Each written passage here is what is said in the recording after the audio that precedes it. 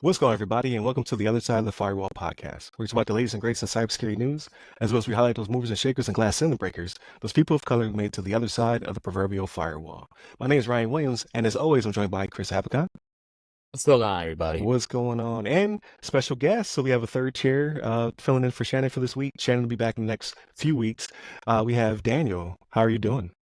Good, let's go, guy. There it is. So again, tune in. If you have not on Monday, Daniel will be with us for the entire week. He'll break down his cybersecurity origin story and his background experience on Friday. So definitely tune in for that one. And then I always forget up top, like, share, subscribe, please. If you have not already, please join the Facebook group, or no, Facebook page, as well as YouTube. Like, so YouTube, definitely YouTube. Like, connect with us on YouTube, be a subscriber. But without further ado, I give it to Chris. Awesome. So today's article is from TechCrunch.com. So hackers stole 340,000 social security numbers from government consulting firm. So the government consulting firm is Greylock McKinnon Associates, which disclosed the data breach with hackers stole as many as, here the article actually referenced the exact number, as many as 348,650 social security numbers. So the breach was disclosed this past Friday on Maine's government website, but interestingly enough, they sent it by mail to the affected victims, and then the fact that it happened in May 2023, so 9 months ago. So all it says that the company promptly took steps to mitigate the incident, and it was hit by an unspecified cyber attack. So to me, that's one already looked a little bit of red flag. How did this happen, right? How did was there a breach was it a breach inside? Was it spillage? Right? They don't really go into that type of detail. But GNA provides economic litigation support to U.S. companies and U.S. government agencies, to include the DOJ, bringing civil litigation, right? So infected individuals, that type of personal information was obtained by the U.S. Department of Justice as part of the civil litigation matters ordered by the GMA.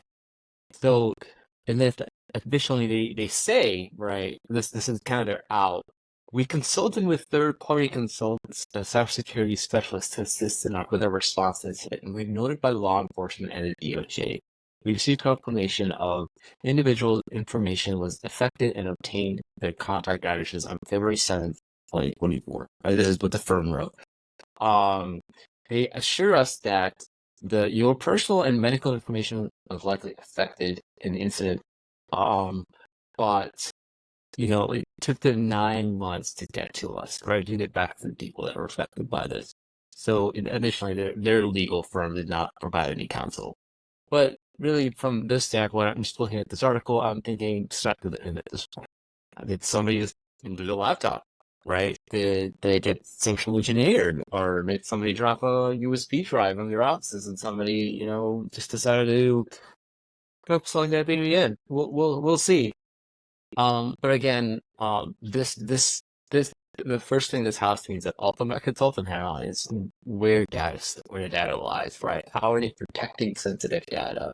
How are they marking their data, right? The social security number should have something like a sensitive or proprietary, not proprietary, sensitive or confidential information tag on it to some degree, right? So they shouldn't just willy-nilly be sending files utilizing unapproved mediums or in unsecure methods of transfer. So there's a lot of questions to be had with this. I mean, again, minus speculation, there's really not much to at least to talk about in the black and white here, but we can go on about this all day. But that being said, Daniel, what do you think? Thanks. Yeah, what, kind of like what you're looking at and what you're seeing is kind of what I saw too. I mean, things that really stood out right off the bat. I don't remember a consulting firm that does litigation and economic support to DOJ kind of being hit with a cyber attack. I'm pretty sure there have been, but this is kind of a very small market in my mind for hackers or for cyber environment, dark web going after, right? Usually it would be the trend now is like hospitals, right? Or these things that have a bigger economic impact or gain for these hackers. So, I mean, it's so speculation. I'm really curious to see if they're going to disclose more in future articles or future information to really see how they got attacked. But the second thing that really stands out to me is like the government's got to do better. I think it's time that we, for Medicare records and medical records in general, we got to start moving away from Social Security numbers. I mean, it's 2024. Come on, man. We got to do better. Like, including that information as a way to ID a patient's information, we need to almost like, it's like natting. We need to use something else that represents people.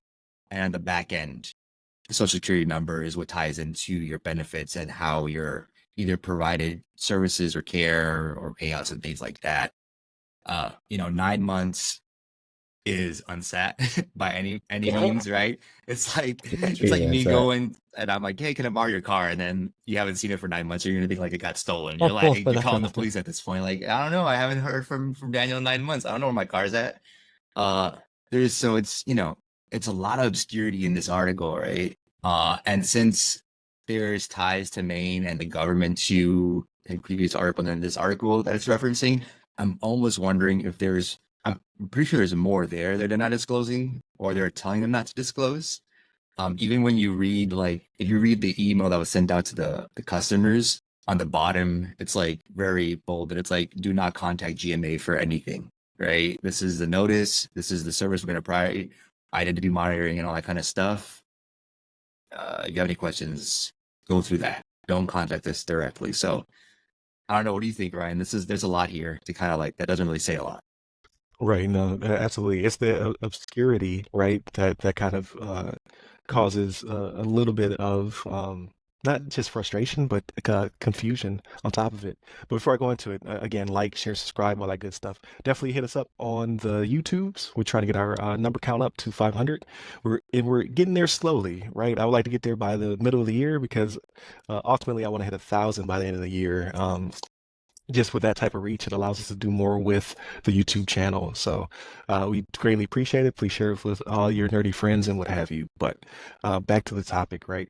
So it leads me to believe that either they don't want to disclose because they're trying to brace themselves for litigation, right? Because it's getting very litigious when it comes to breaches. Like everybody is basically coming for your money as a company, and rightfully so. Like you should do better with protecting my information, or suffer some kind of consequence, whether it be your stock price dipping, like we talked about in yesterday's episode for Roku, or in this case, class action lawsuit, punching you in the face.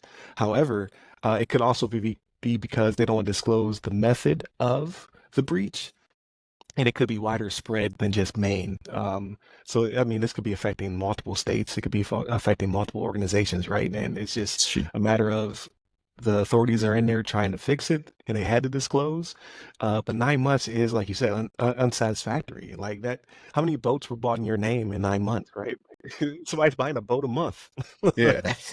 or a yacht or something like for people who protect their credit, like this is devastating because it takes longer to fix it than it should be, right? Like the whole credit system, I won't go into it. Like it's all a scam. It's a legitimate scam, right? When it comes to how quickly you can lose your score and how long it takes for you to build your score. So for somebody who's been working at it, like this would definitely piss you off, that they lost your information and didn't tell you for a long time. Like I could have froze my credit. I could excuse me, I could have done a lot of things to protect myself in those 9 months had you told me. But again, it could be because we didn't want the aggressors to know that we knew that this information was stolen, or your method of attack. So there could be a lot there. Again, and we're speculating because we just don't know. Like you said, they didn't disclose a lot, and I'm riding the fence. It could either be because we don't want to be more litigious, like get punched in the face more because we're so egregious in losing your data, or it could be because, hey, this is not just affecting Maine. This could be affecting multiple states. So it could be one of these coming up for a larger state at some point as well. Who's to say? Especially because social securities are somewhat lucrative. So like if you still at 340 something thousand socials, that adds up. Even though it's only a few bucks a pop, that's a lot of good money for somebody doing something nefarious. But also I think about it being an election year, and it would be great on the bad guy side to be able to make multiple people to really jack up our election cycle. It's true. Because that's I how didn't do you, think about that. That's yeah, genius. how do you, Yeah. cause unrest? Usually it's Make around some these fake times. people send them stuff. Yeah, we Yeah. make some fake people, right? They've been Yeah. making, dead people have been voting since I think they said Lincoln's time. That's when dead people started to vote. That's how long we've been Genius. doing it here in the States, and like yeah, other countries have now copied that recipe to cause devastation and chaos every 4 years, right? Like they want us to punch each other in the face. They want civil unrest. So let's just make people like you know what I mean? Like steal Yeah. these socials and make a bunch of people, and cause consternation. So it could be a lot of things, unfortunately, in this day and age. But like you said, Daniel, like we have to get away from socials. I just don't know what that is. Like in the military, we had the DoD ID number. That was There's got to be an chain. easier solution. I mean, I don't know. You even think about just logging in, right? So MFA kind of Yeah. came in as an additional security, right? We don't have any additional security baked in around identification for benefits in the U.S., right? It's not a topic that I've heard of yet, Yeah. and it's I something that's think kind of I just think from the database perspective, like it'd be the only unique identifier that we have technically. Because like let's see the next best thing, right? Let's say it's your driver's license number, but then again, kids don't have driver's licenses, right? So it's Yeah. not something they're born Right, you're not with. born So with a they- driver's license. Yeah, so I mean, maybe introducing another ID for just that's not really tied to people's that's tied to your social security number, but it's something else. You know what I mean? So it could be like a public identifier number, right? Yeah. But again, we're going to that like, hey, anybody can just look you up with this public ID number, right? Right. It's just It's it's just just kind of- something. It's It's just creating the weird. same thing over again. it's an additional Well, layer, I yeah. guess. At that point, It is an additional layer, yeah, but I think it would be more difficult, Yeah. if for stuff like financial transactions, you still Right. need to SSN, but for just signing up for services somewhere, you got to use this ID, right? Mhm. Yeah. I don't know. I think There's a it's lot to unpack necessary. with that. Yeah, I mean we're 10 years now from OPM, right? So that's probably the most famous and largest and most televised social security number breach, right? And it's almost 10 years to the date. So I mean China's got my stuff forever, right? They probably made 20,000 different Daniels at this point. Well, Right. But it's like a revolving door, right? Every year, multiple types of breaches like this, and it probably ties back when they don't want to say it's a phishing attempt, right? Somebody probably clicked a link from an email or something like that, right? Most Something likely. very low level is the easiest way, right? It's the easiest way to get in. So I think as a government, we're trying to solve big nation problems, right? So we develop it here on the other side of the firewall. I mean, we can consult and Right. figure it out, but yeah, I think we're headed towards that apex, especially like an election year. That this is going to be something that they're going to have to address sooner rather than later.